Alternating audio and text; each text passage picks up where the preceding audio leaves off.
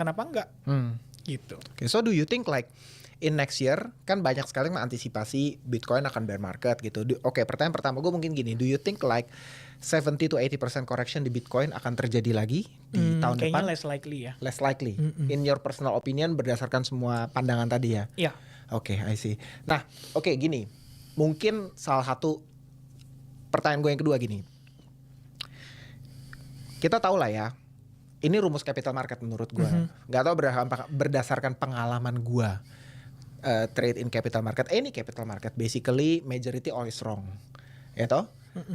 Pendapat konsensus semua rata-rata salah. Ya. Ujung-ujungnya minority yang benar. Iya. Dan minority yang bisa seize the alpha, ujung-ujungnya most retailer majority kalah. Nah, currently gua itu ngelihat ini udah terbukti lah. Contoh dari siklus kali inilah kita melihat banyak orang yang nggak beli Bitcoin malah beli altcoin. Kenapa? Karena expect bisa outperform Bitcoin.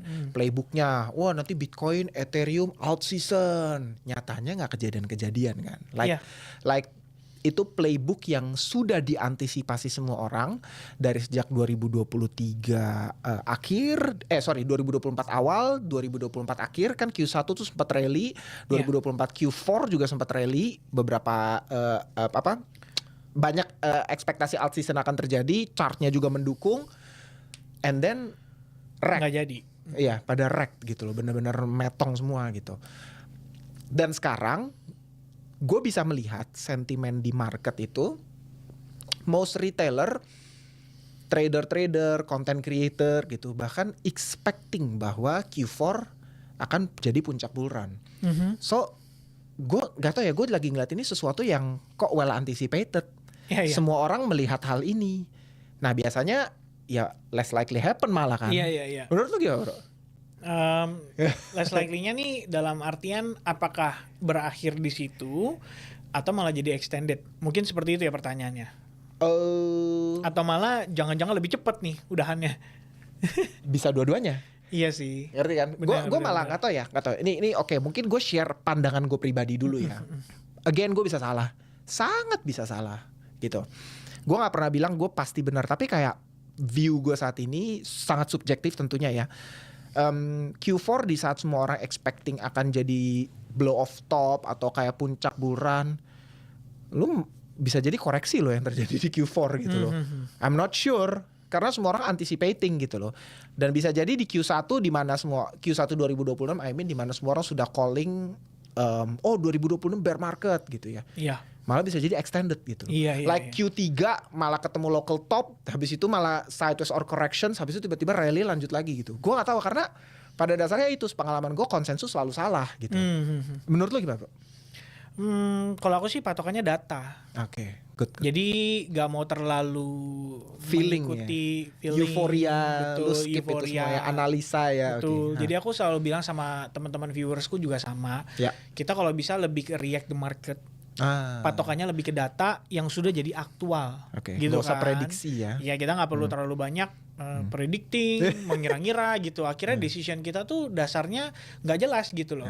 Ya kalau kita mau ya harusnya memiliki dasar atau fondasi yang jelas kan untuk kita making decision.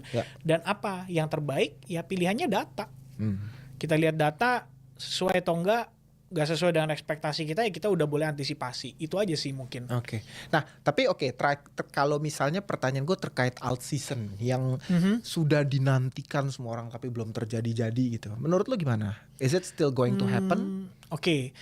Alt season mungkin it's gonna be very very different dengan apa yang terjadi di 2021. Satu pertimbangannya adalah altcoin-nya udah nggak seperti dulu. Kalau dulu kita ngomongin itu aja, ya kan. Kalau kita ngomong Matic Polygon, orang tahu gitu loh, kayak ya semua lagi ngomongin Matic Polygon. Kalau sekarang kita ngomongin banyak hal. Setiap hari ada koin baru gitu loh. So much option sehingga membuat orang itu nggak akan terkonsentrasi spesifiknya ke satu atau dua. Maksudnya ke satu atau dua koin gitu. Melainkan terbagi menjadi banyak sekali naratif yang berkembang jadi market. Cuma satu yang aku lihat recently itu udah mulai menjamur, ada beberapa korporat yang mengambil atau mengadopsi gayanya MicroStrategy nih. Ya. Tapi mereka nggak belinya Bitcoin lucunya. Ethereum. Ada Ethereum. yang beli Hyperliquid. Betul, BNB bahkan BNB. Sui. Sui. Ya, dua itu terakhir yang lumayan aku tahu kayak oke, berarti memang dari segi bagaimana cara mereka melihat ya kesempatan di altcoins itu juga mungkin ada. Tapi yang menjadi pertanyaan terbesar adalah mana-mana saja altcoins yang bisa menjadi daya tarik para korporat ini. Jadi kalaupun kita ngelihat apakah ada yang bisa melakukan ya maksudnya sekarang Bitcoin udah dari let's say 75 sekarang udah di 100 plus gitu kan. Seandainya kita beli Ethereum, apakah masih bisa meng-outperform gainnya Bitcoin setelah Bitcoin rally segitu banyak? Ya itu kan momen-momen old season dulu kayak gitu. Betul. Jadi ketika Bitcoinnya sudah rally jauh sekali, kenapa kita cari alternatif? Makanya judulnya kan alternatif koin nih. Ya karena memang kita sebenarnya kan berspekulasi di situ. Nah, andai kan teman-teman cara transaksinya nih. Oke, kita ngelihat opportunity, good area, good discount, sentimen masih ada possibility masih bisa digoreng sama korporat, sama news dan lain sebagainya. And then kita beli, terus ada gain 30-40%, itu udah cukup.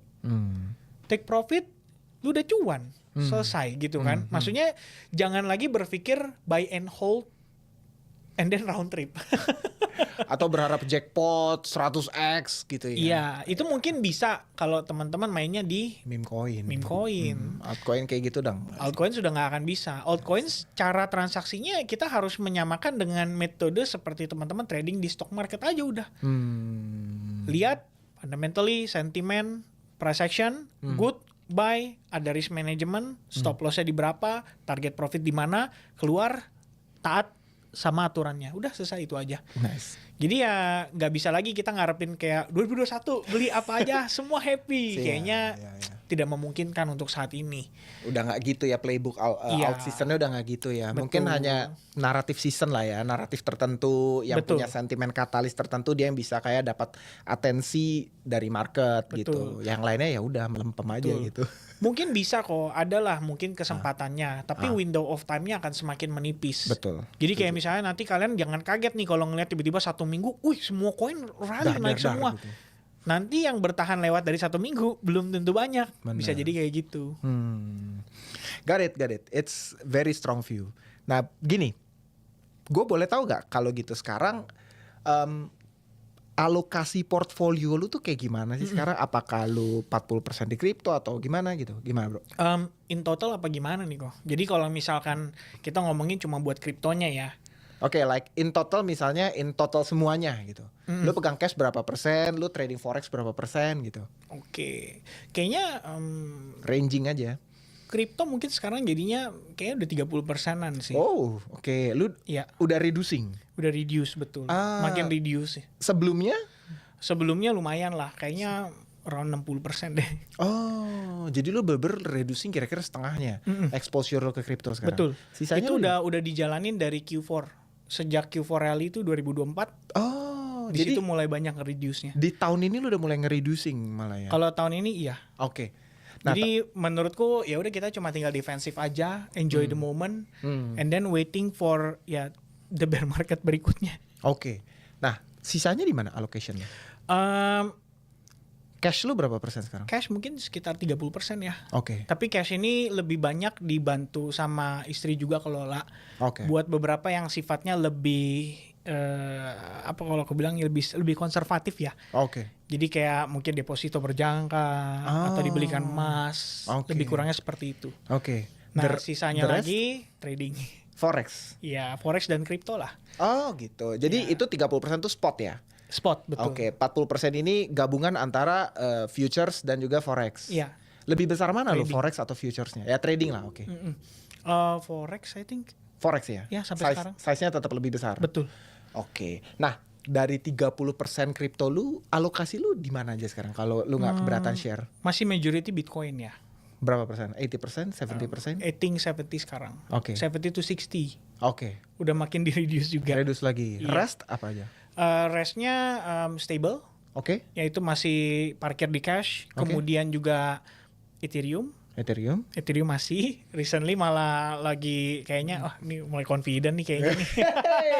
Jadi makin galau ya, apakah Harus exit reduce sekarang atau hold gitu kan. Okay.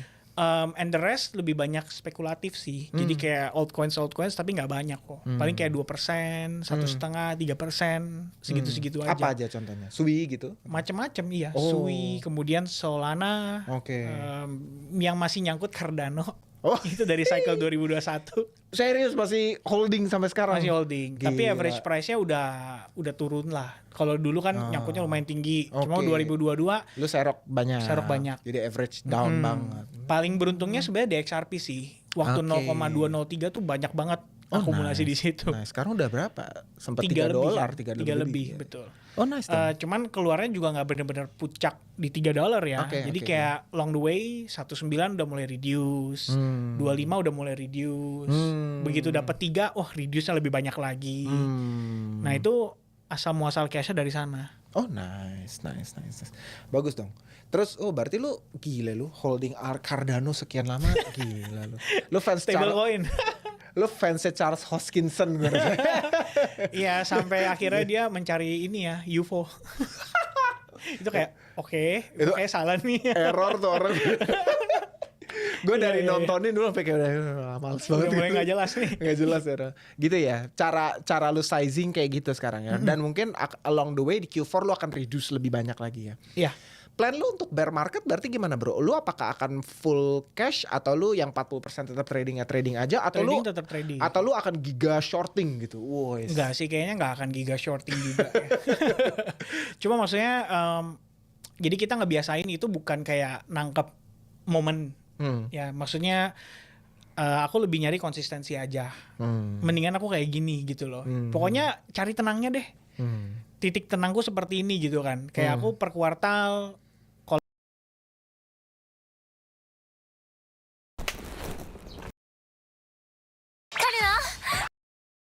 I used to be the trader that would literally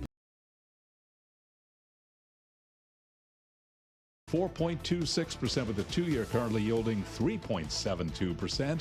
Gold is down 0.4%, 33.43 the ounce. And West Texas Intermediate crude up 0.9%, 63.20 for a barrel of WTI. Next up for Wall Street, we did get PPI this morning, hotter than expected, but new numbers tomorrow morning on retail sales. Brian Jacobson is chief economist at Annex Wealth Management. Moments ago, right here on Bloomberg Intelligence, he told us look out for the Amazon effect on tomorrow morning's numbers. We know that the government tries to seasonally adjust these, and if Amazon suddenly decides they're going to extend Prime Day and Target and Walmart are going to have their own specials, that will probably distort those numbers. And so it could actually be artificially high just because of these seasonal adjustment factors. Brian Jacobson of Annex Wealth Management interviewed moments ago right here on Bloomberg Intelligence. Amazon shares, they're advancing now by 2%. Again, recapping, S&P 500 index now swinging between gains and losses, down now by 1 point, little changed. For on-demand news, 24 hours a day, subscribe to Bloomberg News Now wherever you get your podcasts. I'm Charlie Pelleton. That is a Bloomberg Business Flash. All right, thank you, Charlie. We was talking about the markets. Let's go to earnings. We want to talk about Cisco Systems.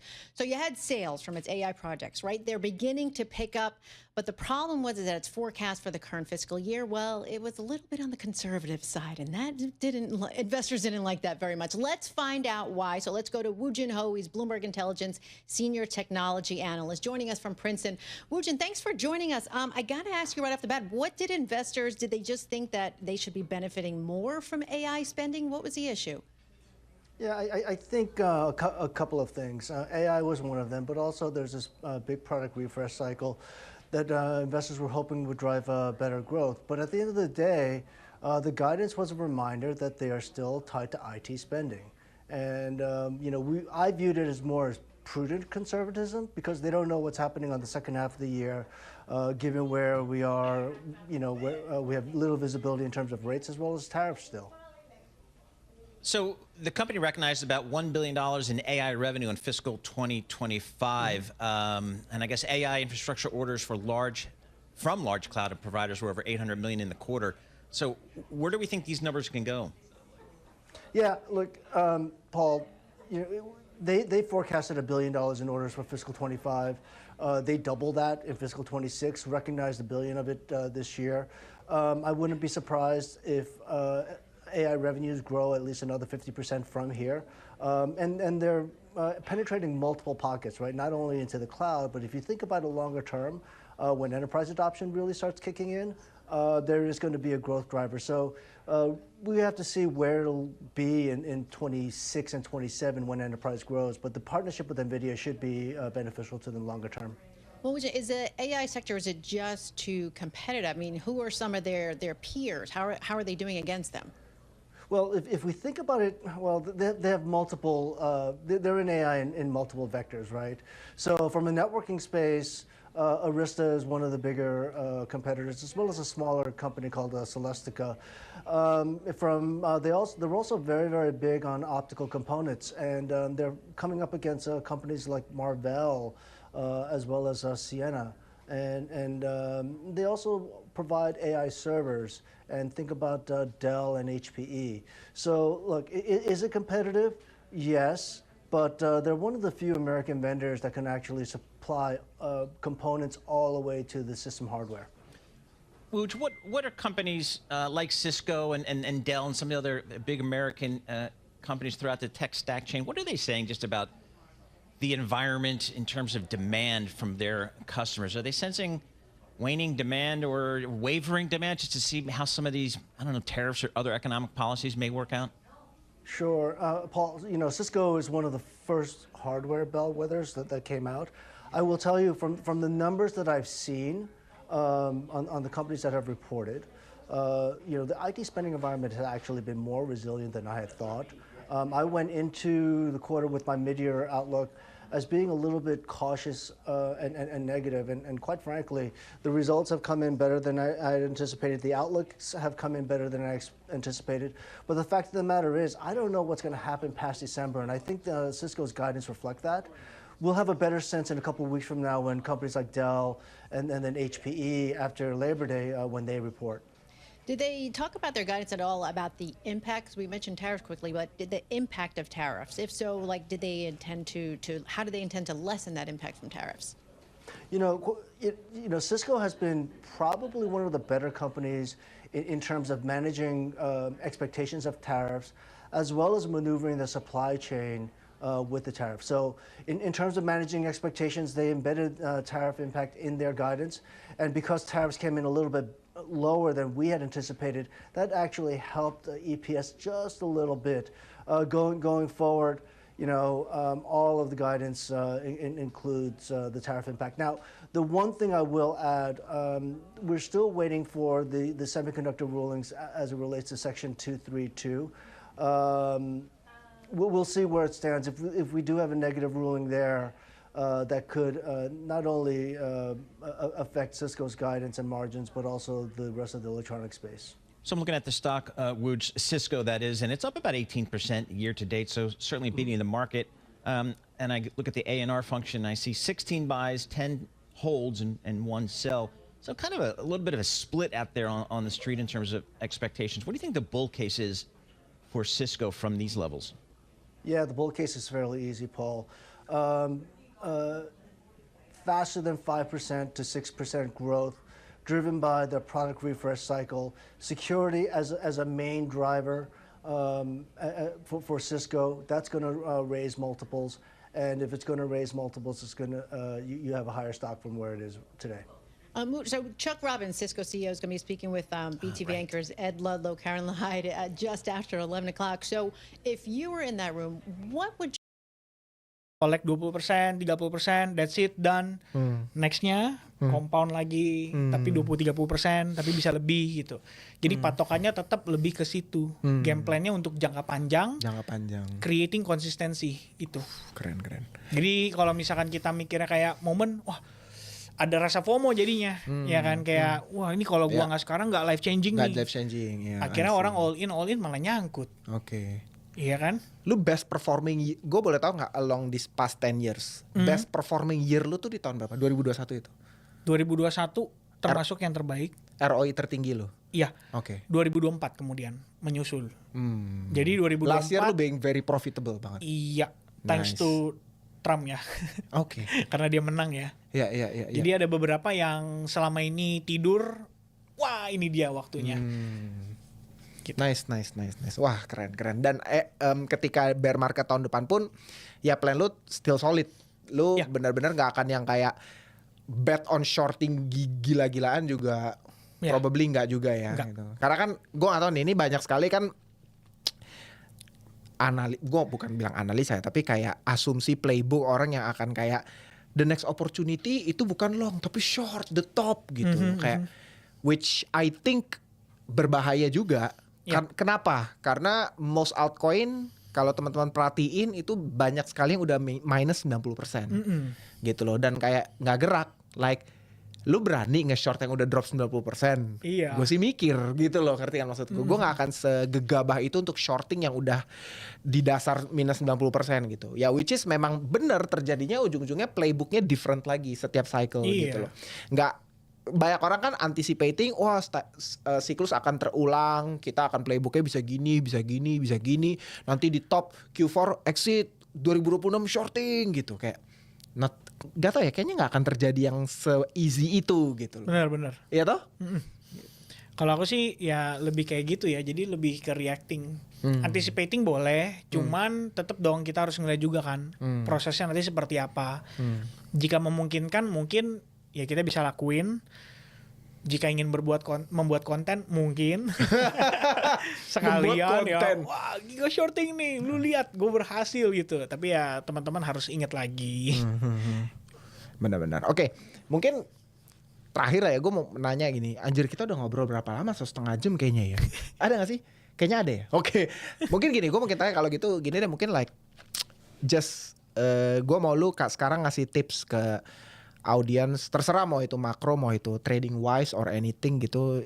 Ya mungkin lebih ke trading wise lah ya, kayak ya mungkin 1, 2 atau 3 tips lah dari lu terakhir buat audience gimana? Kita ngobrol udah banyak banget sih ya. Iya Saya sih. rasa di balik obrolan kita tuh sebenarnya udah banyak tipsnya. Sudah banyak sekali tipsnya gitu kan. Tapi pasti kan teman-teman mau rangkumannya. Biasa gitu ya, ringkasannya ya. 1, 2 kesimpulannya gitu kan. Lebih realistis lah. Itu mungkin ya. Jadi apa yang kita lihat kadang-kadang di social media kayak orang flipping dan lain sebagainya, itu ada faktor luck. Gue setuju. Nah, kita harus tahu dulu nih, kita kira-kira pribadi gimana, sanggup nggak sih ya menerima pukulan dari market, ya kan? Sampai orang-orang itu bisa nemuin lucknya itu, udah pasti mereka punya experience berkali-kali nerima pukulan dari market, udah berkali-kali dipecundangi sama market. Nah, tinggal pertanyaannya adalah mental kita siap nggak, gitu kan? Nah, kalau teman-teman pengen serius, bener-bener serius di trading, harus be realistic. Itu sih. Mengedepankan logik lu dibanding emosi lu ya. Betul. Dan cari tahu juga kayak seberapa sih kita sanggup menerima risk itu. Dan gini ya, setiap orang background beda-beda. Jadi kita ngobrol karena kita banyak relate, jadi kita pasti ngerti lah ya, kayak feelingnya kayak gimana gitu.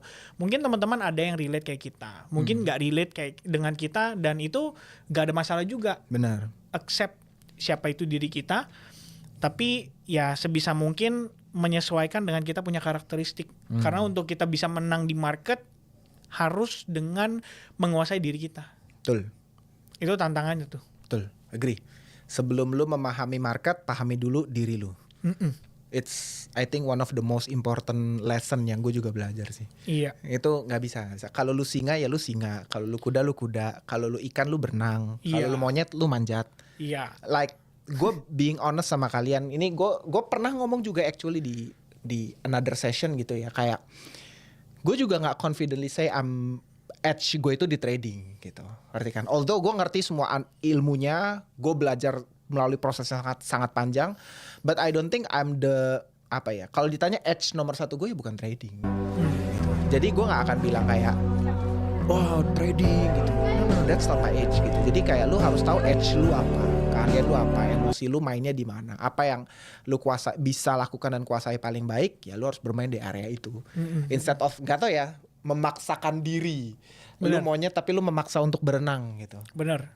Ngerti kan maksud gue? Like, ya jangan lu kalau lu kenal diri lu ikan, ya lu berenang aja gitu. Gak usah berusaha manjat pohon. that's what I do ya gitu kira-kira. Iya. Ya, makanya dengan I think dengan adanya kayak podcast gini, teman-teman bisa belajar dari berbagai perspektif. Coba ngenalin apakah orang ini kayak gua gitu loh.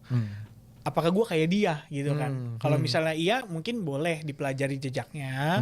Di situ baru akhirnya mengenhance kita punya real karakter. Baru deh. Tahu gitu kan apa yang kita harus pilih. Apakah gue sebaiknya jadi investor, apa gue bisa jadi trader gitu. Apakah tidak memungkinkan, ya kayak gitulah.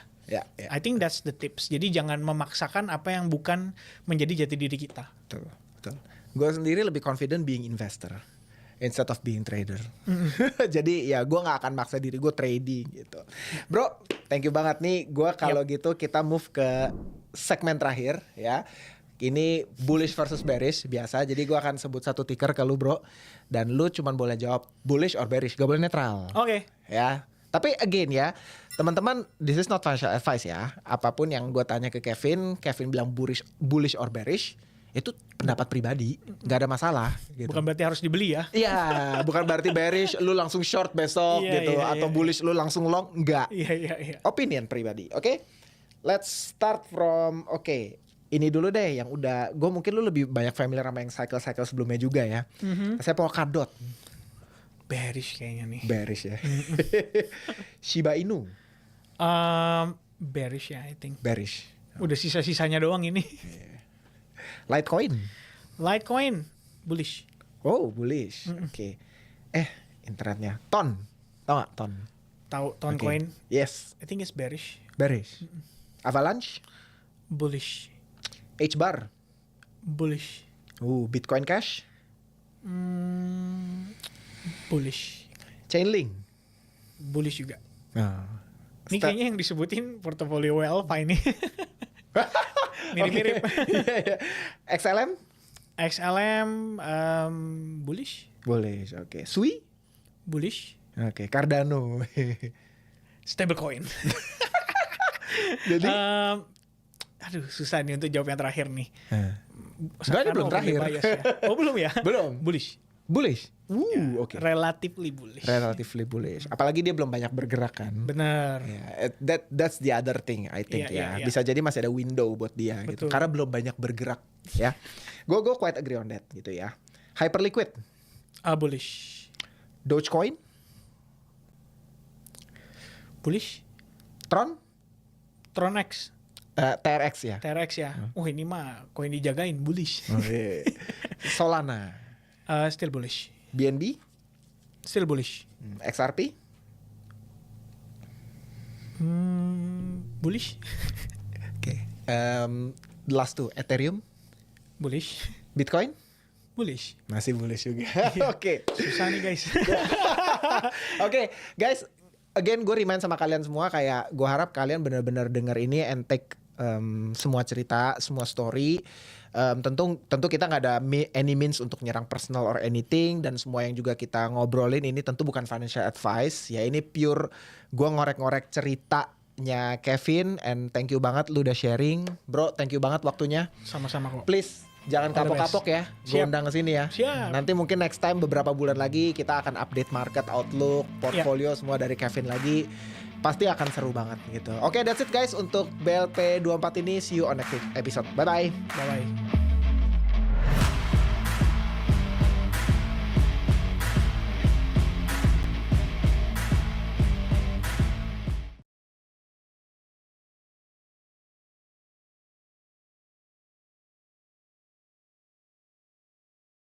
Hari ini ngobrol bersama Theo Derek, seorang entrepreneur yang juga konten kreator. Bro, makasih udah mampir ke sini. Aduh, gue yang thank you nih Bang, udah diajak aja. Gue tuh sering loh ngelihat konten lo lewat soalnya. Oke. Lagi duduk, terus ditanya-tanya orang kan. Iya betul. Itu nanya beneran apa lo janjian di sana? Itu pertama kali gue mikir, ini orang emang beneran ditanya, tapi enggak, itu memang di syutingin ya. Pokoknya konten gue tuh semuanya one take unscript. Oh gitu. Iya. Pertanyaannya lo nggak tahu? Nggak tahu. Sampai sekarang mau YouTube gue ngisi conference, talk show, apapun gue nggak pakai Tor. Jadi gue very spontaneous person. Kalau di script gue ngaco bang. Berarti lo bilang ke tim lo, nanti lo nanya apa aja tapi videoin gue gitu? Iya. Oh gitu. Iya. Jadi Briefnya apa biasanya gimana ke tim? Gak ada brief. Jadi ini lucu. Pertama kali gue konten tuh dari doa bang. Jadi gue kan entrepreneur dari 2015. Jalan terus jadi entrepreneur. Terus kan dulu gengsi ya. Masa entrepreneur ngonten kan gitu. Ada Emang stigma iya? gitu. Ada gitu? stigma kayak gitu di ada, entrepreneurship. Masa entrepreneur ambil endorse. Padahal enak gitu ya. Cuman kan dulu gitu. Jadi itu belakangan banget 2022 September. Itu gue lagi gelisah banget. Kan industri gue business finance. Itu lagi zamannya Ika sama DS bang. Kalau lo ingat.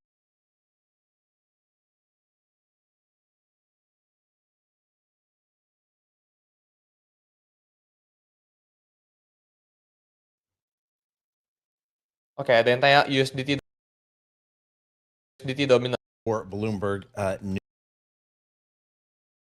to us via satellite radio on Sirius XM channel 121. Access the world's only global audio business network, coast to coast, 24 hours a day. Bloomberg Radio on Sirius XM channel 121 is presented by Oracle. Stay tuned for the latest market news and industry research. The next hour of Bloomberg Intelligence starts right now.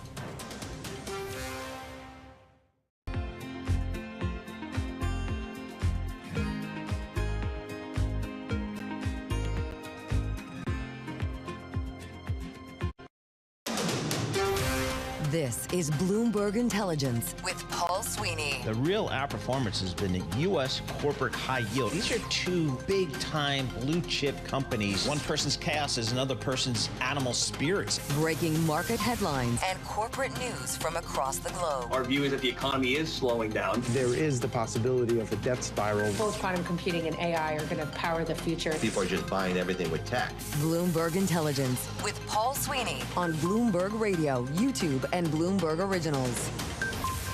All right, Lisa Mateo, Paul Sweeney live here in our Bloomberg Interactive Broker Studio, streaming on YouTube as well. Coming up in this hour, we'll check in with Mike McGlone, Bloomberg Intelligence Senior Commodity Strategist.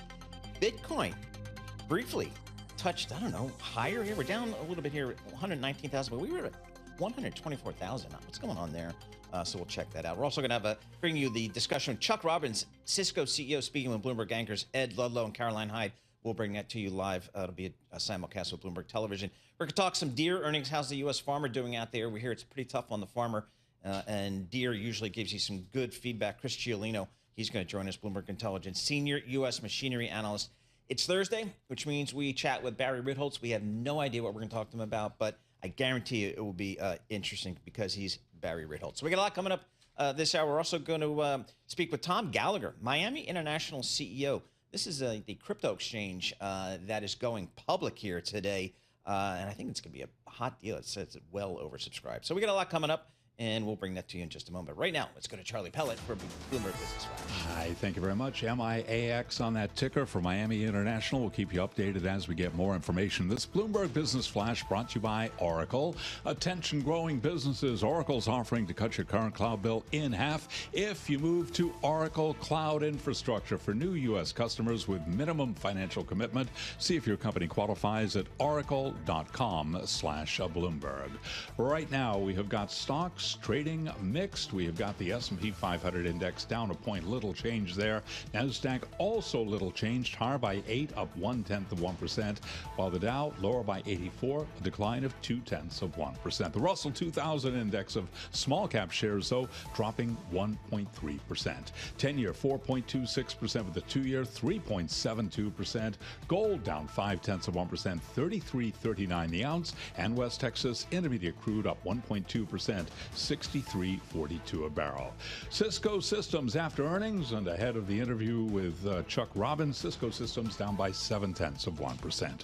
For on-demand news 24 hours a day, subscribe to Bloomberg News Now wherever you get your podcasts. I'm Charlie Pelleton. That is a Bloomberg Business Flash. Charlie Pellet, thank you so much. We appreciate that, of course. Let's take a look at some of the stocks on the move today. I'm Paul Sweeney alongside Lisa Mateo, and we're joined by Bloomberg's Carmen Reineke. Carmen, what are you looking at? Yeah, the first thing that I'm looking at today is Coherent. This is ticker COHR. Shares are down 23% right now. This is on track for the worst day since August 2023 on a closing basis. Basically, what happened here is we have an earnings mover. It's a semiconductor device company. It gave an outlook that underwhelmed analysts, and some pointed out seem to imply an AI deceleration. Obviously, this is a buzzword. We, want to be seeing companies growing, AI sales growing, ROI from those business segments.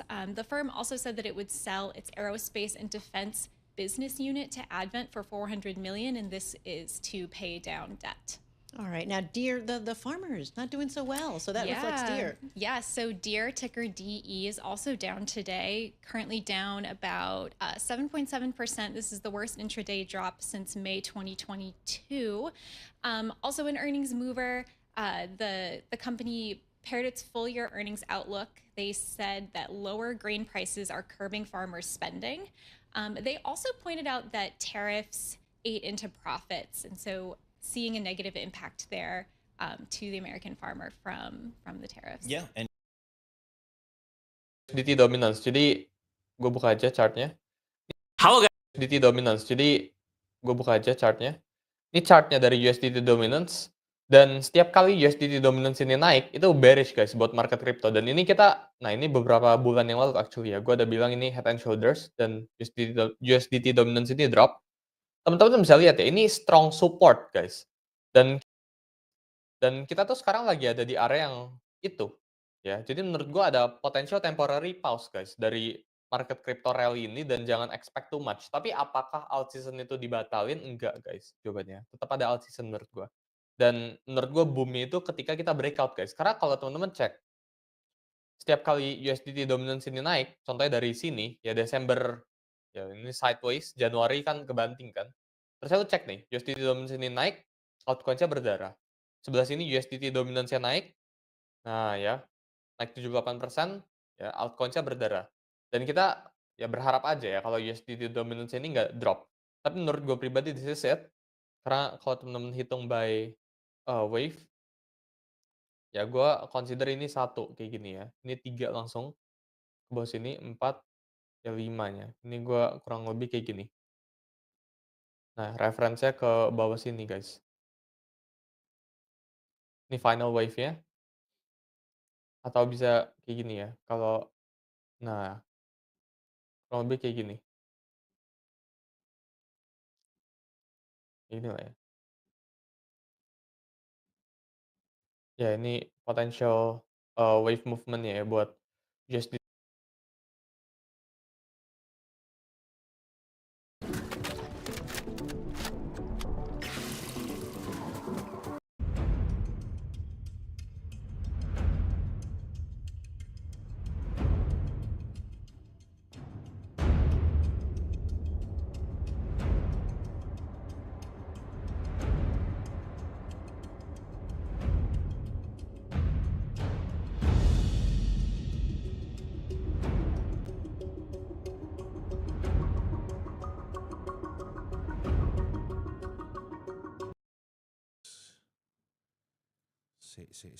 Bagaimana hari ini teman-teman? Bitcoin sempat new all time high 124.500, tapi hari ini detik ini balik lagi ya 120-an ya. Porto harusnya aman lah ya guys ya. Moonback. Aman kan? Aman. Yang kecil gedein suaranya. Volumenya.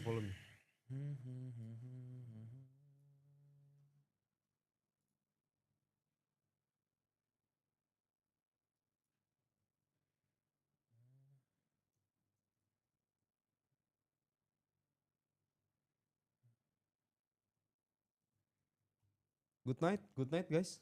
Lempar ke Kelvin dulu Jul. Udah setahun gue hilang dari kripto. Aduh, kenapa tuh? Sibuk. Sibuknya. Linknya belum di-share. OTW ya, OTW teman-teman. Iya, Jul. Aku tahu, Jul. Malam Cap, good night, Aman bang, mantap. Trade Forex PPI gak Mas Andri? Nanti kita lihat ya. Data juga lagi dikemas dulu teman-teman. Dikemas ya.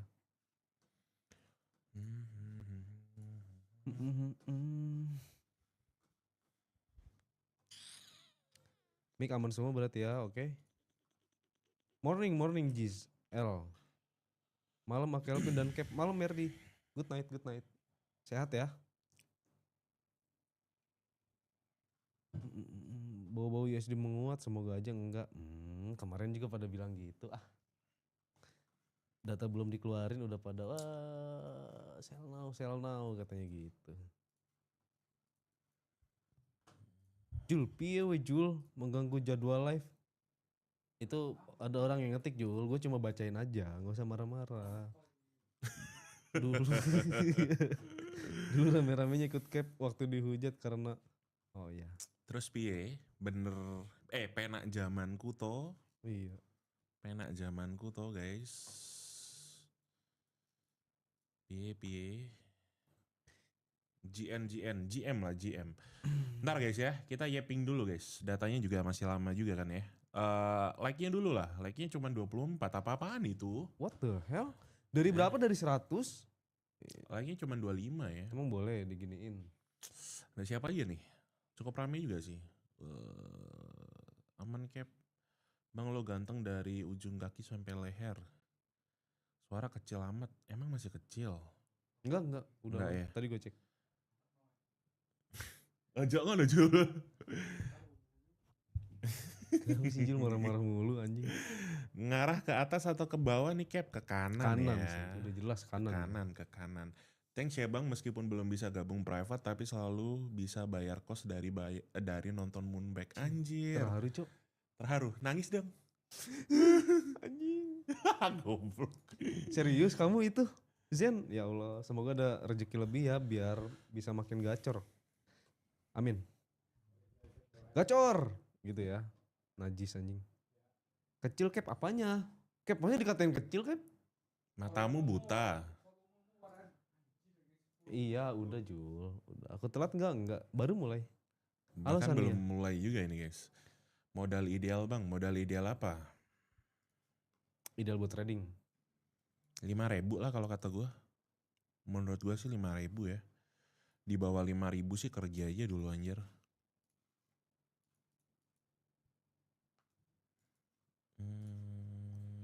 Yang kemarin siapa namanya yang gak trading alasan takut ngerugiin orang lain padahal lawannya candle bukan orang. Oh si Jul. Oh Jul Kipli. Analisa IHSG dong salah server ya. Keternak kambing aja kamu ya. Asu. Keternak kambing aja. BTC bearish. Kenapa bearish? Turun dikit bearish, naik dikit moon. Ya, lebay. Ini traders ini lihat time frame-nya itu 30 detik. Oh, bukan 1 menit ya, 30 detik. Alasannya ke kanan apa Cap ya? Kalau ke kiri lu trading di Arab kali ya. Loh, iya juga. Kalau nggak ke kanan apa lagi? Terbalik anjir. Apa lagi anjir? Gimana still bullish? Bentar ya. Nanti ada targeting, sabar. Anjir turun 1% aja bearish sih ya. Gimana lagi ya? Ter-EX dong Cap apa tuh? Ter-EX. Pagi bull, malam bear. Hari-hari traders zaman sekarang nih aneh gitu ya. Kok kalian dekil kelihatannya aja Mi, kita ganteng ini sebenarnya Cap ya. Anjir, emang setelan kita seperti ini jadi kayak drop gitu loh. Aduh Bang, di TikTok aja kalau market hijau dikit alt season dimulai mulut. Siapa yang seperti itu ya? Alt season dimulai tapi nggak ada barang. Oh layar mami redup, fuck anjing. Mood siapa itu? Oh kenapa gua nggak bisa buka Forex Factory ini?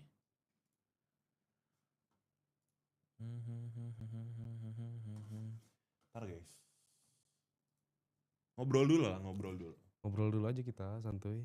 Ada kesalahan teknis ini ya. Si Jul belum garap data PPI-nya ini. Tapi Jul kalau dilihat-lihat tuh dari hari per hari ada aja ya kesalahan teknis ya. Ya seperti itulah, kalau nggak ada gerakan tambahan bukan Julpan namanya. Yap, Mingkem Jul.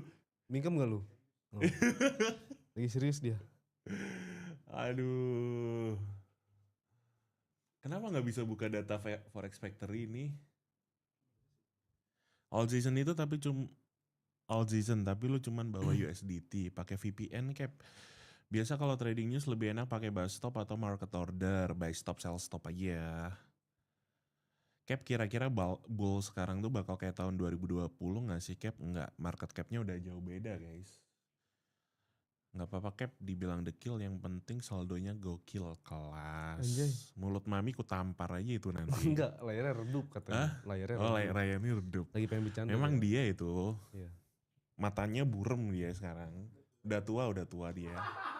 Oh iya, umur Iya, ya. Umur itu. Gak bisa gimana-gimana kita juga ya. Kalau kayak gitu mah. Itu boleh juga tuh buat caption ya. Enak naikin LC atau M3 Cap? Enak naikin LC guys. Di mana-mana naik LC itu enak. Yap. Enak. Enak naikin LC apa M3 ya? Apa perbedaan MSS dan COC? Sama aja, beda bahasa aja. Sama aja sih menurut gua. Intinya perubahan tren lah ya. Itu metode-metode anak TikTok sekarang tuh dia aneh-anehin bangsat. Yap. Cap kalau ATH Asia Time itu berarti US market nggak ngikut kah? Loh, nggak selalu kali? Nggak selalu juga sih. Malam Pak Dukun gitu. Cap ke gym bawa M3 langsung diliatin cewek-cewek nggak? Anjir. Jangan kan cewek, cowok juga melongo. Lah, gila. LCD karaoke, Land Cruiser anjing, bukan LCD karaoke ya. Tuh, emang harus diklarifikasi. Iya, Land Cruiser guys. Kelvin, sampun saget Jawoan. Sampun dorong. Apa itu? Pakai bahasa yang benar ya, kalau mau Jawa Mas kasar. apa perbedaan bully sama uptrend? Aduh, ini minta di time out ya, ngeselin ini ya. Iya, pertanyaan sama semua. Yang pakai strategi flipping? Pakai strategi. Bagus kok. Kalau flipping itu bagus ya, tapi kalau pakai strategi ABC itu salah ya. Jadi gue juga ada temen gitu loh, Cohen ya, Hendriawan, dia flipping. Emang jago guys, flipping duit kecil jadi gede. Bagus. Tapi ya duit dia yang di flipping itu bukan duit dia satu-satunya cok. Yep. Bukan peluru terakhir ya. Bang apa perbedaan? Mas Kelvin udah bisa apa tuh? Misuh, apa misuh? Si Tobias bangsat. Kalau metode apa metode 7 candles? Kenapa nggak bisa dibuka ini Forex Factory-nya? Nggak tahu. Kemarin bisa kok. Aduh. Bentar. Investingin aja. Di sini ada ini juga kok kalender. Nah, tenang. Ada ekonomi kalender juga di sini.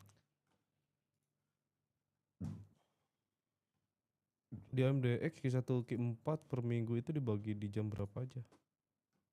Senin, Selasa, Rabu, Kamis. Kita pindahin ke sini. Per minggu. Nah. PPI, Export and Energy. Ajarin cerot dong, buset. Ajarin cerot. Cap kucingnya yang lahiran dijual Cap? Enggak guys, kucing gue di sini banyak guys, lebih dari 1 lusin ya Vin ya. Mau ambil lah. Tapi strategi ABC ada yang pakai modal 3.000 USD buka 1 lot ngincer 5 pips itu selalu 50 USD bisa profitable touch. Ya selama metode dia menghasilkan duit untuk dia baik-baik aja guys. Nggak peduli metode apapun kalau menghasilkan duit dan nyaman buat dia itu baik-baik aja kok. Yo Moonback ambek cuan troopers. Nah datanya udah hampir keluar guys. Bang kalau bear market nanti investasi apa yang aman? Bear market tapi mau invest.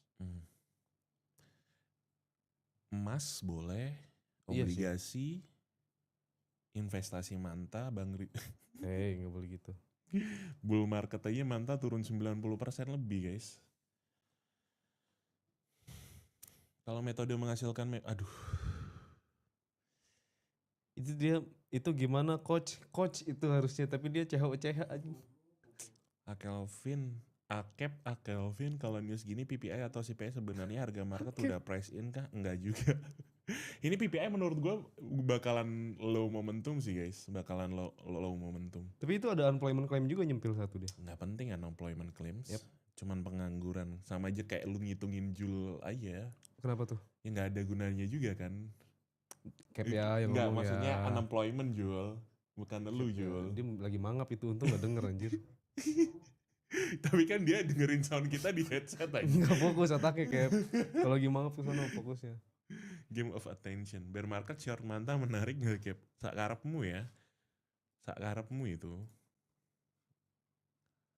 Mana nih datanya udah keluar belum? Question is belum keluar ya. Market, ya katanya. Oke, datanya udah dikeluarkan oleh Bapak Jul Fikri. Kita coba cek dulu ada tipu atau enggak.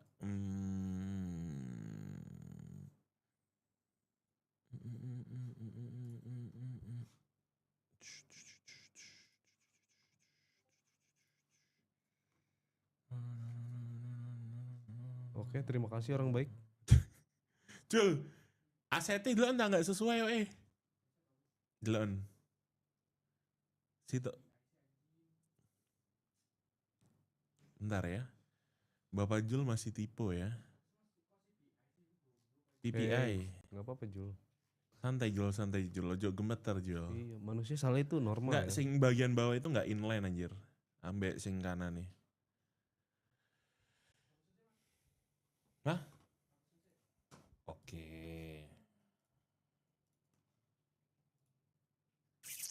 Jul ini saudara atau tetangga sih?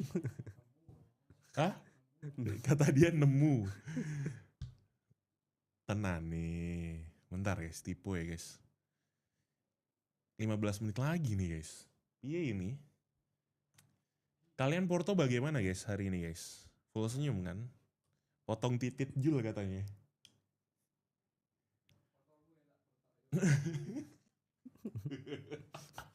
Ngoceh mulu. Potong titit Ju. Gue kira bener anjir. Bukan tau Ju. Sebenarnya bukan itu anjir. Gue cari mana komenannya anjing, gue bilang potong titit Jul. Berani banget orang.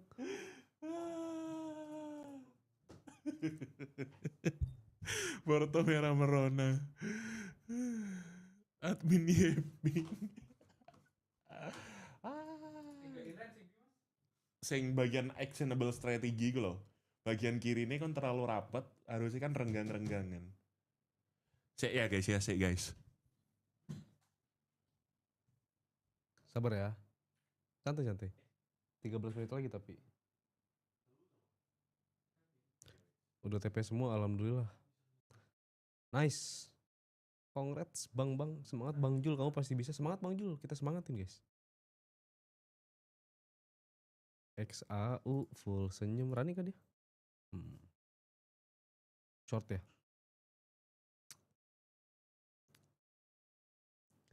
Gak kerasa Bang mau Jumat. Oh iya lu bentar lagi ya Ham ya. Prepare lah. Halo Rizard. Kapan koreksinya Cap? Aku mau belanja. Coba kita lihat nanti ya. Di spill gak? Jalan-jalan kemana wae mana di ditu? Kemana ya? Ke yang dekat-dekat aja Bang. Sabtu pagi aing berangkat. Berarti nyampe kapan? Kamu apa? Sampai kapan? Malam?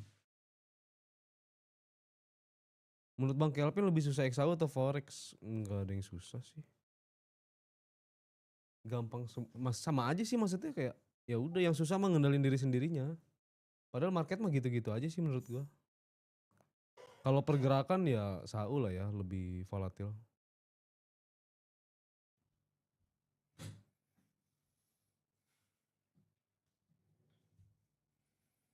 Bang Kelvin ada apa? JPY-nya berarti ya. Tadi siang ada playback. Tadi udah gua bahas. Jul yang moonback juga ya Jul? JPY udah gue bahas tadi.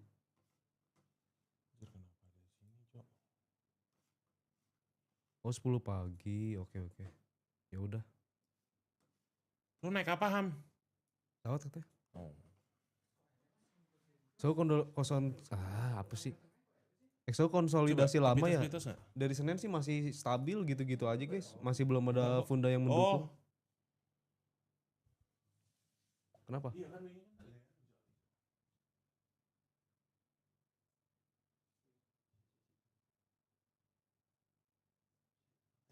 Yap, masih akumulasi ya, masih santai dia kok. Gue kira bakal terbang di minggu ini guys. Sorry di hari kemarin ternyata masih nyantai anjay. Time frame 4 jamnya juga masih nyantai banget. Nantilah kita tunggu Funda yang mendukung ya. First impression di Banyuwangi apa ya? Kaget cok. Apa ya? Serba murah, jauh. Makanannya enak juga sih kalau menurut gue masuk sih di mulut gue. Pantengin aja live-nya ya. Alright, yuk kita mulai teman-teman. Selamat datang semuanya di nggak sepenuhnya baca dan nggak sepenuhnya. Oke, kita langsung aja. Jadi untuk Playzone malam ini teman-teman di sini momentumnya. Siap, sama-sama. Tuh Ika sama DS. Binomo itu dulu yang flexing.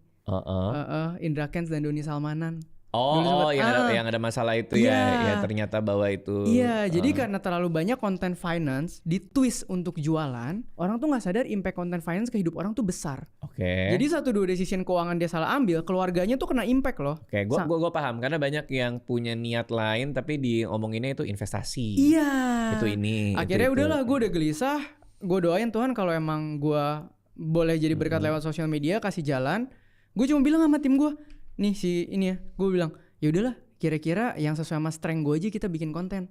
Yang penting nyampeinnya as it is, apa adanya, orang bisa growing real, titik, udah di situ doang. Mulailah minggu depan. Gimana konsepnya? Oh Pak, lu kan spontan orangnya. Udah kita ke coffee shop, pakai tripod sama iPhone, nyalain video, gue tanya lu jawab. Gitu mulainya. Menarik juga tuh. Iya. Benar juga tuh. Iya, mulai kayak gitu. Yang nanya berarti based on genuine curiosity-nya si tim lo? Iya, atau yang udah ada dikaitkan daftar?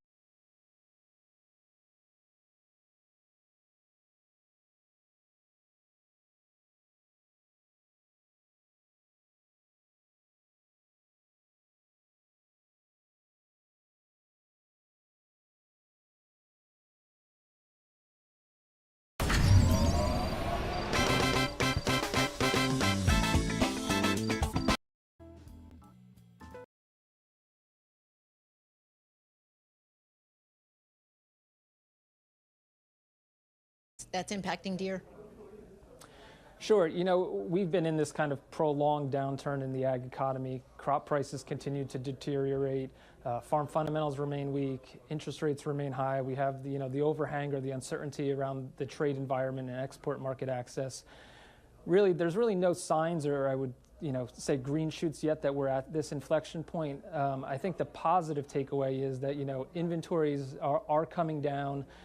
Deere's not going to have to massively underproduce retail demand next year. So even if we're looking at a flattish type of environment in terms of underlying retail demand, we're still looking at probably higher production and some pricing coming through, which should still generate some operating leverage in the business.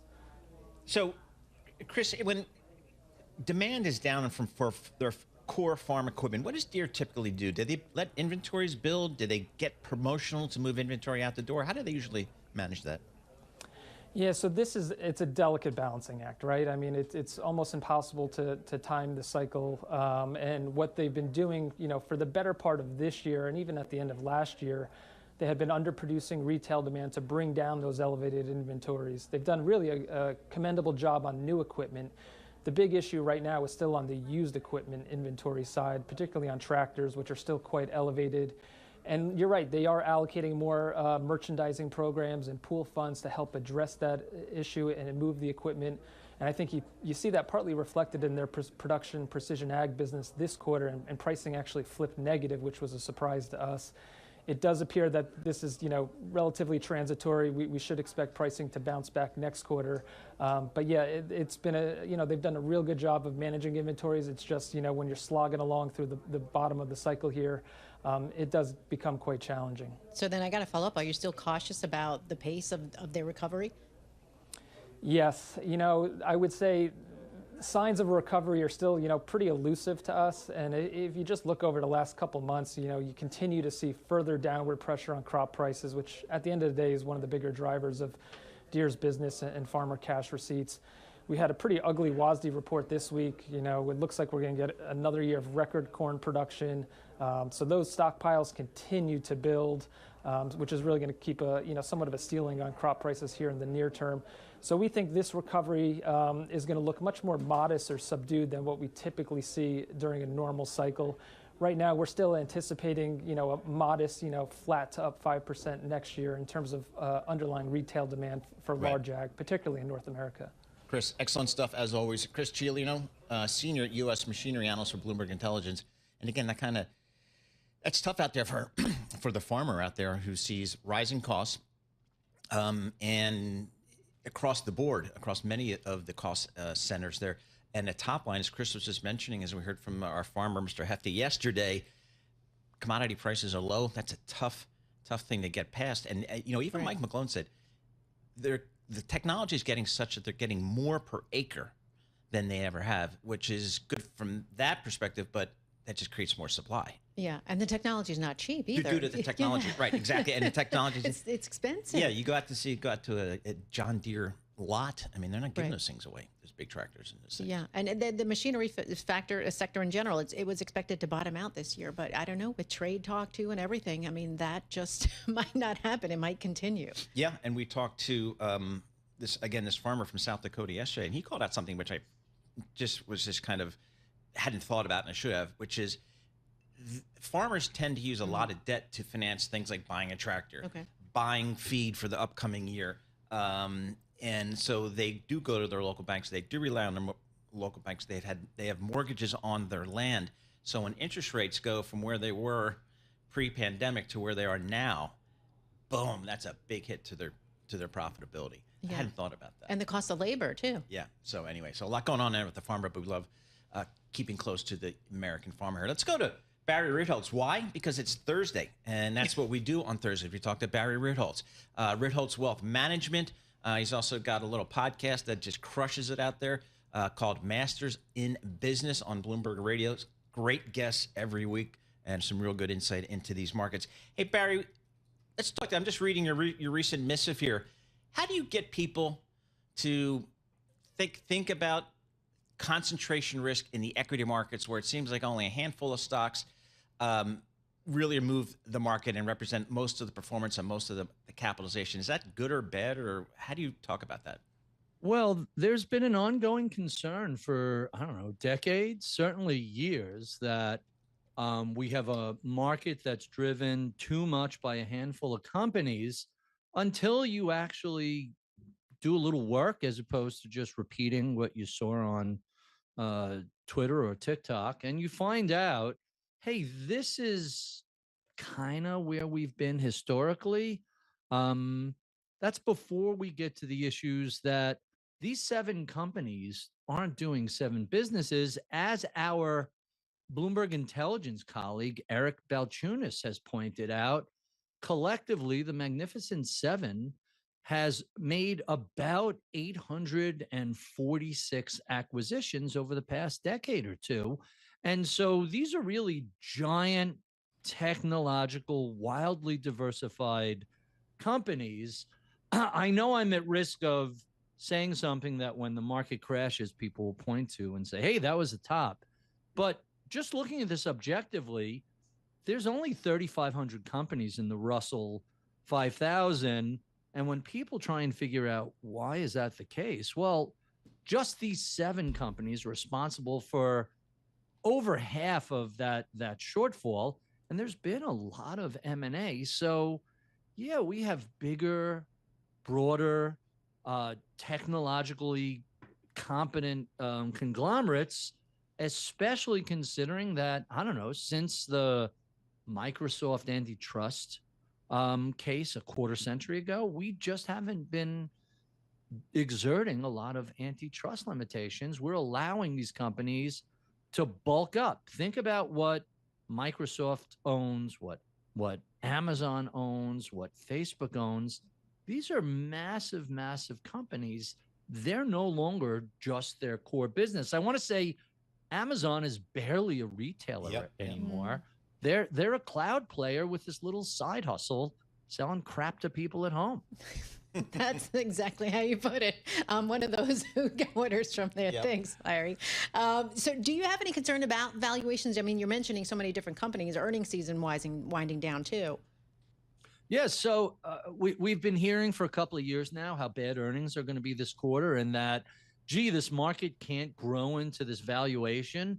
And yet earnings continue to surprise to the upside. Revenues have been really, really solid. You know, I think people have big problems when we hit any sort of inflection point or pivot, when there's a broad technological adoption. I recently wrote about not the Magnificent Seven, but the Magnificent 493. I'm more interested in the rest of the S&P 500. And the reason for that, valuation-wise, is that we go back to the late 90s, leading into the dot-com implosion. Yeah, Metro Media Fiber and Juniper Networks and Pets.com all crashed and burned. But what came after that was, we don't think of companies anymore as internet companies. We're all internet. Hey, we all live on email. We all work with Slack. We all, or Teams or whatever your group thing is. We all use Google Meet and Zoom. Yep. Everybody markets through the internet. It made everybody else more effective, more efficient.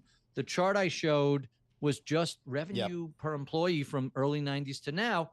I suspect we're going to see the exact same thing happen over the next quarter century as all these companies adapt artificial intelligence. All right, Barry, thank you. Always appreciate getting a few minutes of your time. Barry Ritholtz, he's the host of Masters in Business on Bloomberg Radio. Highly recommended. Great content there. Great guests, great discussions. He's also got a day job, folks. He's a founder of Ritholtz Wealth Management, and we appreciate getting a few minutes of his time. Looking at the markets here, still a little bit of red on the screen, off about 0.2%, 0.3%, pretty much across the board on the equity indexes. Well, more coming up. This is Bloomberg. Good morning.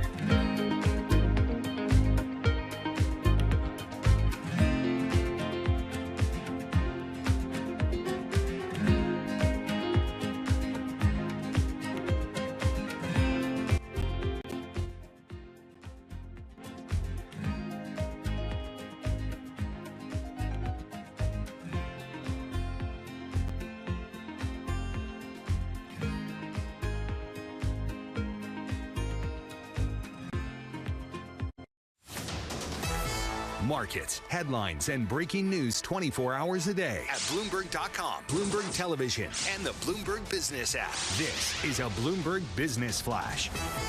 It's 11:40 on Wall Street. We do check markets all day long here at Bloomberg, and this Bloomberg Business Flash is brought to you by Oracle. Attention growing businesses. Oracle is offering to cut your current cloud bill in half if you move to Oracle Cloud Infrastructure for new U.S. customers with minimum financial commitment. See if your company qualifies at oracle.com/Bloomberg. PPI Thursday, jobless claims Thursday as well. The Dow, the S&P, NASDAQ all in the red right now. The S&P down 17, drop there of 0.3%. The Dow is down 181 now, down 0.4. The NASDAQ Composite Index retreating from a record, down 62, down 0.3%. The NASDAQ 100 Index down 0.3. The Russell 2000 Index particularly hard hit today, down 1.7%. But interestingly, our Mag 7 Index up by just about 0.1%. The 10-year 4.28%, with the 2-year that's currently yielding 3.73%. Gold down $14 the ounce, down 0.4%. The precious metal now at $33.41 the ounce, and crude a rally there up 1.8%, $63.81 for a barrel of WTI. Bitcoin at 118,277 a token, falling by 3.8%. Cisco Systems out with a cautious forecast for the current fiscal year. The stock is down 1.5%. Moments ago, we spoke with Cisco CEO Chuck Robbins, who talked about the quarter. We had the great performance in the AI infrastructure orders. We actually reported that we had taken down approximately $1 billion of revenue from those orders, which was something that everybody wanted to talk about. Again, Cisco shares, they are trading lower, now by 1.6%. By the way, you can catch the full conversation on YouTube on the Bloomberg Podcast channel. Apple's blood oxygen tracking feature for its smartwatches returning to the U.S. after a years-long legal fight.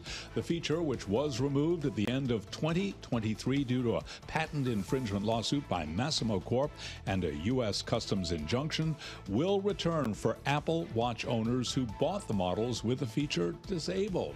Apple shares today down by 0.8%. So again, recapping, wholesale inflation accelerating in July by the most in 3 years. Stocks lower, S&P down 15 to 64.50, a drop there of 0.2%. The Dow down 0.4, NASDAQ lower by 0.3%.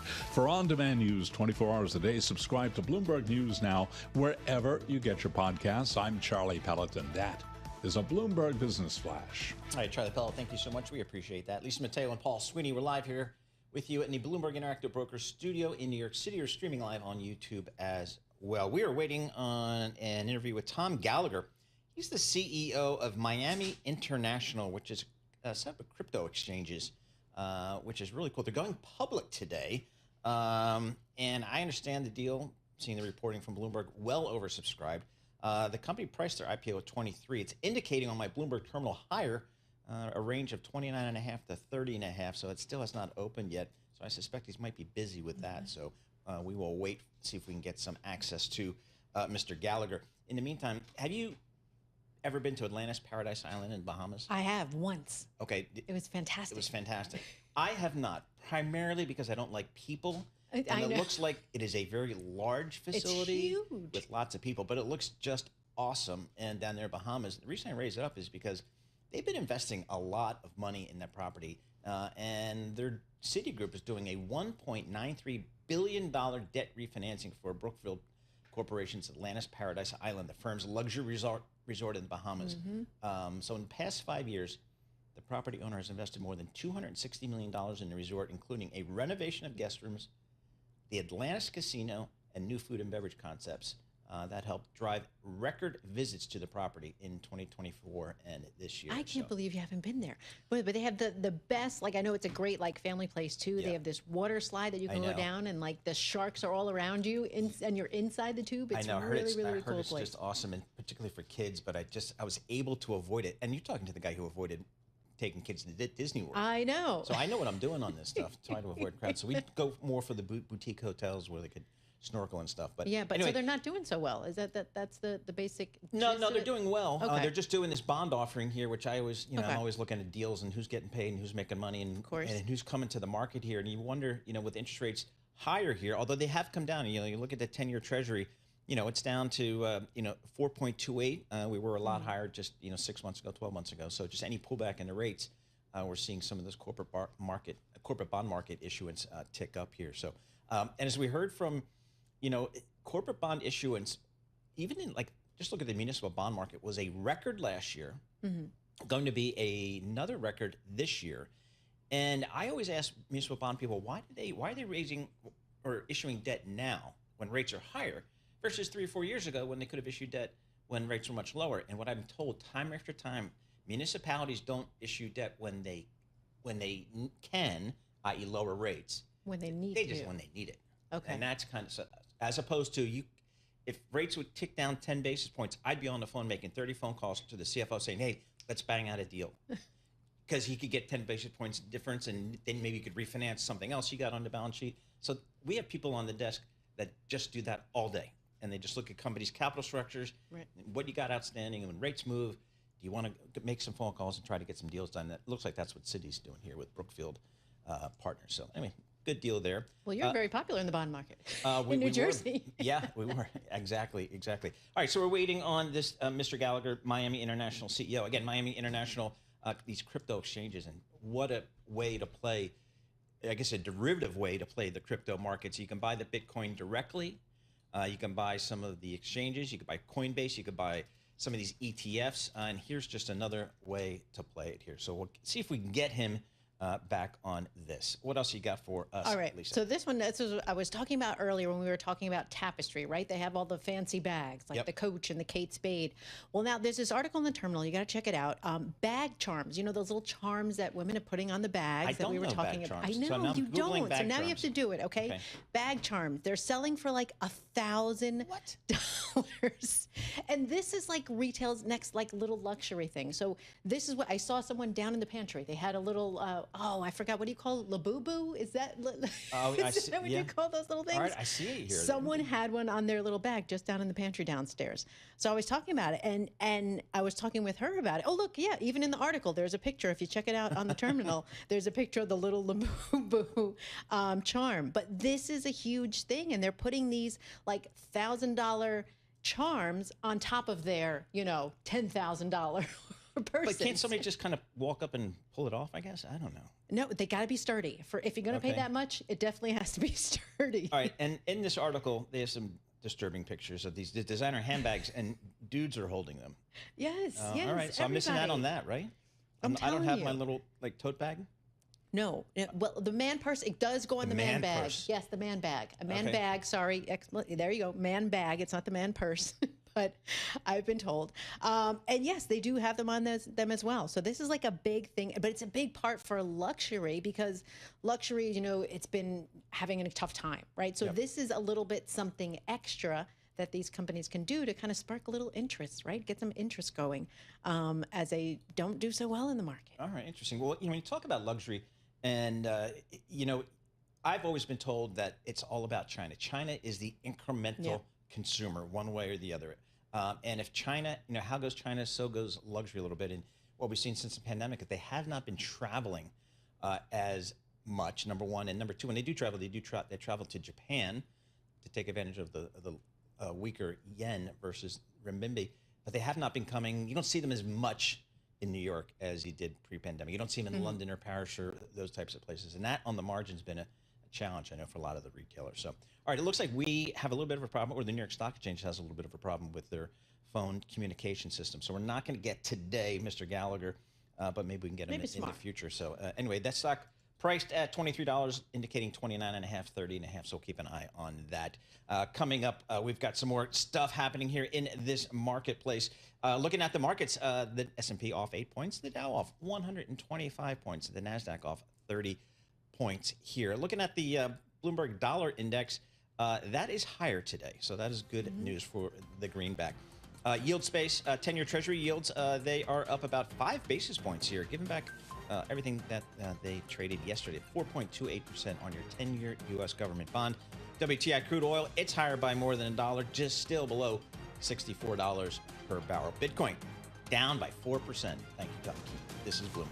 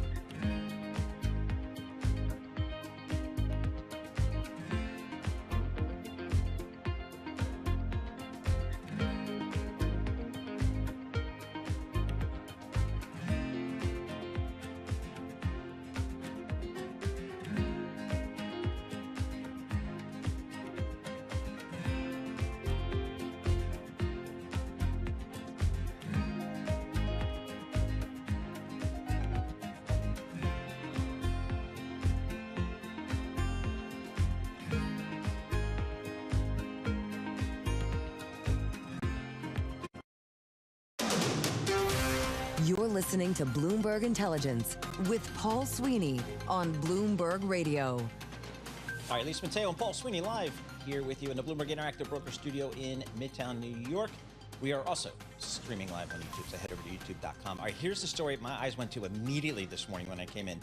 U.S. and Canadian banks are summoning staffers back to their offices at a faster rate than European rivals. That was very interesting. And we've got lots of good data in their charts and stuff like that. But to me, it just went right to the difference between the U.S. and Europe as it relates to banking and investment banking, where it just seems like the U.S. banks have just dominated. And I know there's a lot of reasons why structurally, but this one just feels like a part of it.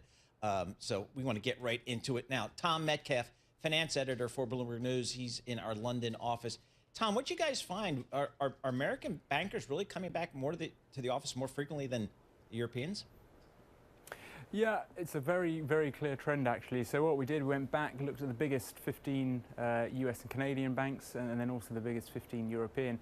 And the split basically simplifies down to it's about 3 days a week in Europe compared to 4 days a week in the US. And of course, in the US, there's a lot of very notable examples who are back fully to 5 days, right? The JP Morgans, the Goldmans. So I think it's been a really interesting split. And like you say, it's kind of part and parcel of this divergence really between particularly the US banks and Europe, in that, you know, one of the theories going out, there's lots of reasons why this is happening, but certainly one analyst was saying, you know, one element is the fact US banks are just that much more profitable, and thus they sort of have almost like a little bit more leverage over their employees to effectively go, no, it's going to be our way or the highway, is what Mike Mayo told us. But yeah, as you say, it's one of those stories where, you know, I think anecdotally that was the kind of clearly the sense, but it was quite startling to see it kind of, you know, when you really dive into the data, go, oh yes, it's really basically almost two different strategies, with, broadly speaking, the Europeans kind of viewing it as a almost like employee retention tool, and US banks going, we don't care, we think the most efficient way to work is in the office, you're coming back in. Well, you're kind of leading to what I wanted to ask, Tom. Is this a cultural thing? Is this also playing a factor? Yeah, and there's obviously no one size fits all, right? But like broadly speaking, there's a little bit more of that, you know, get-go attitude, etc. I'd say at Goldman, whereas the European banks, you know, structurally, there's more retail banks in that space, or certainly investment banks, the capital markets is a bit smaller part of their business. So there's certainly a bunch of different things flowing through here. And, you know, well, the other interesting thing was the academic research we took a look at the same time is not out there going, if you bring everyone back to the office, you necessarily get better stock market performance or even better financial performance. So it's very much, I think, cultural is probably what's driving this, you know, the tone from the top. You know, someone like a Jamie Dimon, probably the most outspoken executive on this, very, very keen to have everyone back in the office. And then on the flip side, Bill Winters here, who runs Standard Chartered, he's literally taking the opposite tone. So he's just effectively going, look, we believe our employees can make the right decision for their particular teams, and you know, Standard Chartered is a fascinating example of everyone we spoke to. They basically said they don't even have a specific mandate at all. They just truly are sort of decentralizing this and just telling people that there's no policy, just make sure you do what's right for you.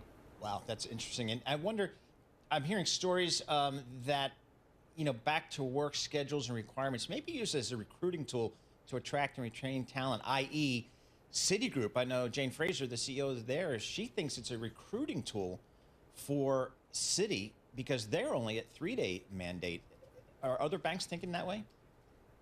Yeah, exactly. It goes to show, like, it's not like kind of a universal monolith here. Like, you go through the US banks and there's a bunch of variety, and Citi's probably maybe the most interesting example, because as you say, it's got that, you know, it's going through a big restructuring, and as part of that, it's offering a bit of flexibility to its employees. Some people think because, you know, that helps retain talent who might otherwise, you know, look further afield, but they can go, well, look, if I'm at Citi, I get way more flexibility, it fits my lifestyle, or it gives me that ability to work from most places.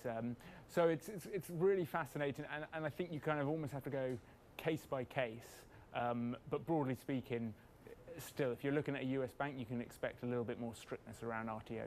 Hey, Tom, before you go, is there anything that surprised you when you were doing this research where you were like, I didn't know that, I didn't think that was possible?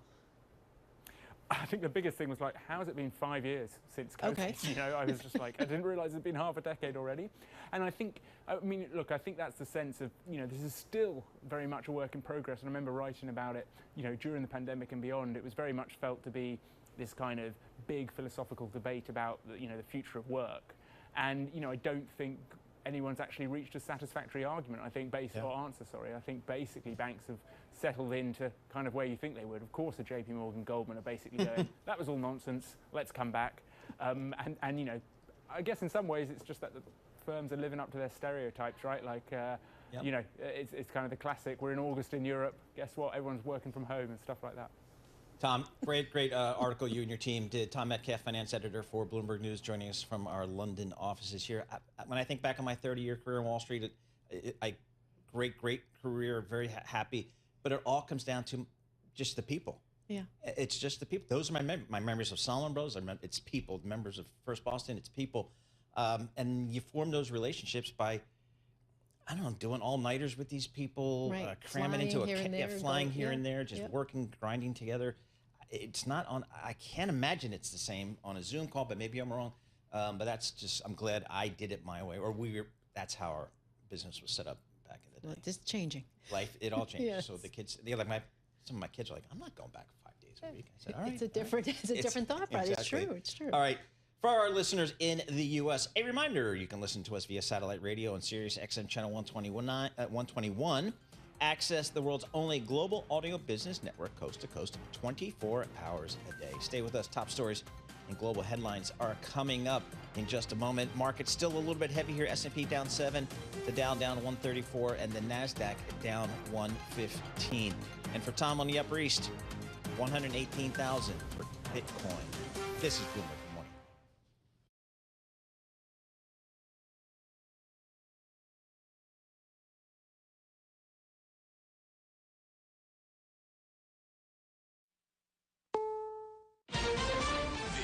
CBS News on the Hour, sponsored by ZipRecruiter. I'm Steve Kathan. Cautious optimism from Secretary of State Rubio ahead of tomorrow's Trump-Putin summit. We're hopeful. We want there to be a peace. We're going to do everything we can to achieve one. But ultimately, it'll be up to Ukraine and Russia to agree to one. CBS's Nancy Cordes says Trump wants Putin to end the war in Ukraine. You will see a meeting where it's just President Trump, President Putin, and their interpreters, and no one else.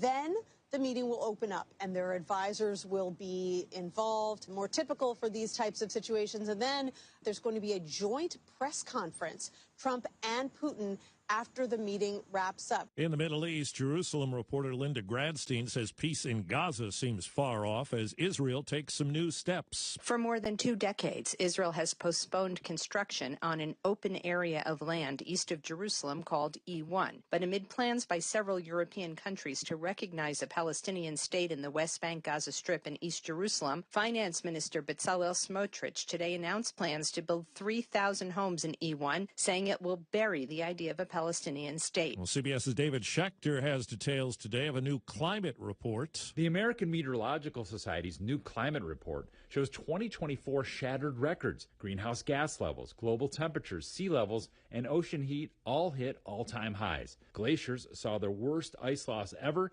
and the ocean endured a record 100 marine heat wave days. Florida is preparing to open a second immigration detention facility at a state prison in North Florida as a federal judge decides the fate of the state's holding center for immigrants in the Everglades known as Alligator Alcatraz.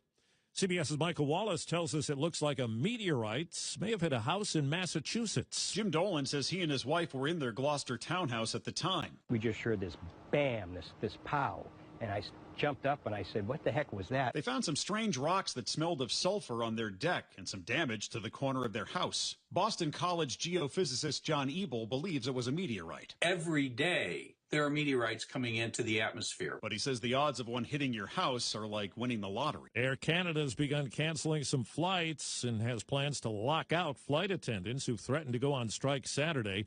Mark Nasser is an airline vice president. We recognize this is a difficult situation, and we deeply regret the impact that CUPE strike is having on our customers. The main issue is money. The union rejected a 38% pay increase over 4 years. Wall Street, right now the Dow Jones Industrial Average is down about 160. This is CBS News.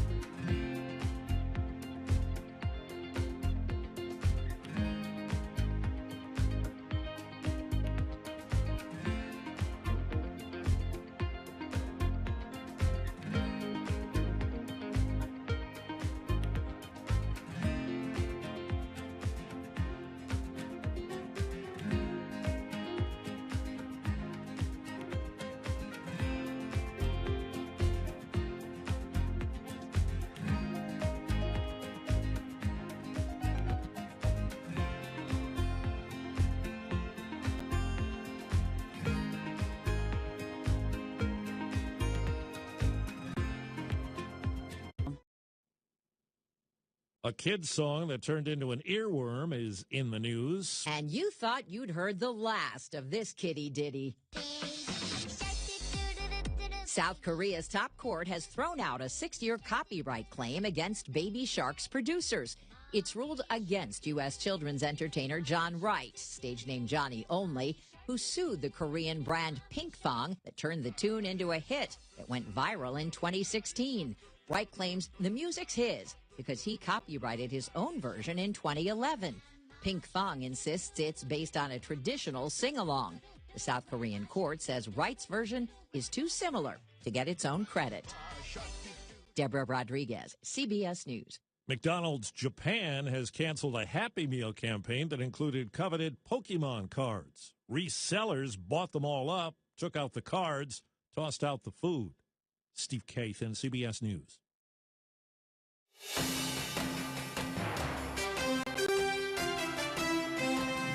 Live from Washington, D.C., this is Balance of Power with Joe Matthew. Producers start to feel the pinch. Welcome to the Thursday edition of Balance of Power. As another round of data show wholesale inflation rising by the most in 3 years, raising new questions about whether higher prices are soon going to land on you. We're going to talk about this, gauge the risk with Bloomberg's Ed Harrison, author of the Everything Risk newsletter. Edward will be with us in just a moment. President Trump talking tough ahead of the big meeting tomorrow with Vladimir Putin. We're only hours away from the summit, and we'll get the latest on this. New information coming from Bloomberg's Michelle Jamrisco a bit later this hour. And Governor Gavin Newsom says he's going all in on redistricting. Our eyes on California and Texas with our political panel straight ahead. Bloomberg Politics contributors Jeannie Shanzano and Rick Davis with us. Now it's PPI Day. Let's start with Wall Street. Charlie Pellet has the numbers in New York as we sag our way through this Thursday. Charlie, how's it look? Well, right now, lower across the board. Joe Matthew, happy Thursday. Not so happy on Wall Street. Stocks retreating from a record, that record-breaking run in U.S. stocks, taking a breather after a pickup in inflation lifted bond yields and the dollar. Traders pairing bets that the Fed will be cutting rates next month. So here's where we stand. S&P right now down 13, drop there of 0.2%. Had been higher earlier in the session, 64.53 where we stand on the S&P. We've got the Dow down 182, drop there of 0.4%. Nasdaq down 43, a decline of just about 0.2%. The Mag 7 index, so holding on to a gain. That's index up now by 0.2%. Russell 2000 hard hit small cap shares selling off down 1.8% on the index.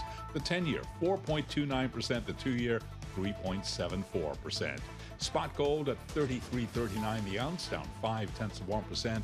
West Texas Intermediate crude oil up 1.9%, $63.82 a barrel. And Bitcoin now down by 4%. Bitcoin tumbling to just over $118,000. So bottom line here, we did have a hotter than expected PPI report. As for the broader economic outlook, Jim Bianco is the president of Bianco Research. I think that the real growth in the economy is going to slow. I don't have it going anywhere to like a recession. I also think the other thing you got to keep in mind that gets very little discussion is the closing of the U.S. border, because most of the population growth of the United States comes from immigration, whether it's illegal or legal, and that's going to dramatically slow, and that's also going to slow down the economy as well. Jim Bianco of Bianco Research interviewed this morning on surveillance. Tapestry shares are plunging down 14.6%.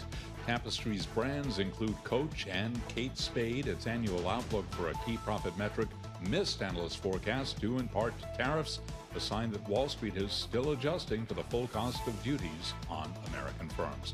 Again, Tapestry right now, the stock is plunging. TPR on the ticker, it is down by 14.6%. Recapping, stocks lower, S&P down 0.2%, with the 10-year right now at 4.29%. For on-demand news 24 hours a day, subscribe to Bloomberg News Now wherever you get your podcasts. And Balance of Power begins right now. Back we go to Washington. Once again, your host, here he is, Joe Matthew.